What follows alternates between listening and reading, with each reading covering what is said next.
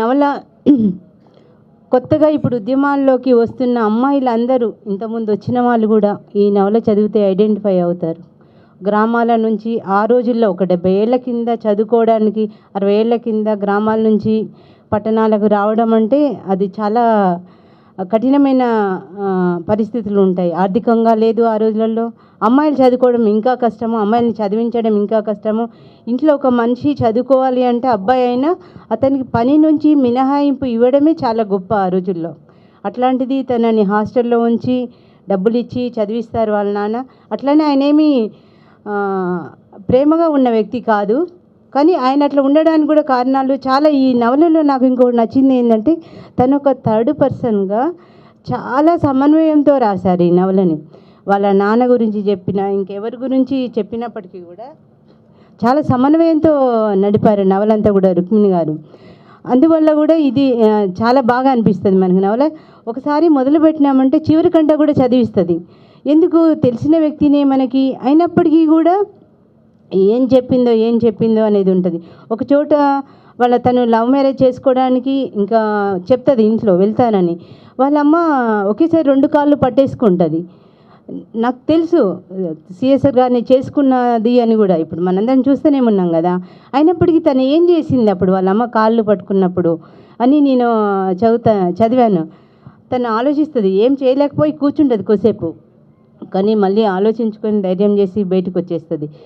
అట్లా మనకి ఈ నవలంతా ఎప్పటికప్పటికి చదివిస్తుంది. ఆ రోజులలో కమ్యూనిస్ట్ పార్టీలలో అంటే బయటకు వచ్చిన అమ్మాయికి ఒక ప్రపంచాన్ని చూపిస్తాయి పార్టీలు, కమ్యూనిస్ట్ పార్టీలు.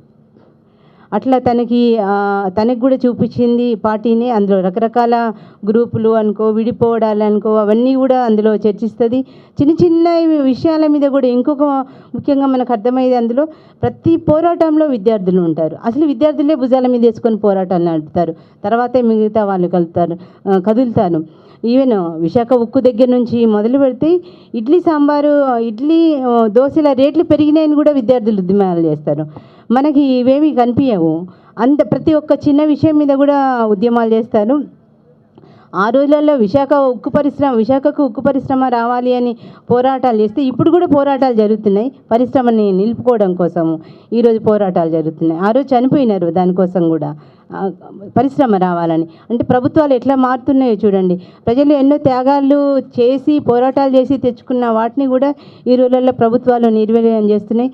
అవన్నీ రుక్మిణి గారి నవలలో తనకు సంబంధించిన ఆత్మకథాత్మక నవల అయినప్పటికీ కూడా చరిత్ర అంతా రికార్డ్ అవుతుంది. ఎక్కడెక్కడి వాళ్ళనో ఈ కమ్యూనిస్టు పార్టీలు కలుపుతాయి. నిజానికి అవును, ఎవరము ఎక్కడున్న వాళ్ళము ఇందులో పార్టీ అంటూ లేకపోతే ఇంతమంది పరిచయాలు ఒక మహిళగా ఇట్లా ఉండేవాళ్ళం కాదు కదా. ఇంత నేర్పించిన కమ్యూనిస్టు పార్టీలు ఎవరు ఎన్ని తిట్టినప్పటికీ కూడా కమ్యూనిస్టు పార్టీల ప్రభావము ఈ సమాజం మీద ఎంత ఉంది అనేది వేరే చెప్పాల్సిన అవసరం లేదు. తిట్టిన వాళ్ళకు కూడా తెలుస్తుంది వాళ్ళు ఎంత దీంతో ప్రభావితము అయినారు అనేది. ఇంకా నేను తర్వాత ఏమైనా టైం ఉంటే చూస్తాను. మెర్సీ మార్గరెట్ అని మాట్లాడాల్సిందిగా కోరుతున్నాను. అంటే శ్రీనివాస్ గారు ముందు మాట రాశారు కదా, అందుకని మహిళగా నీకే ముందు ఇస్తున్నాను.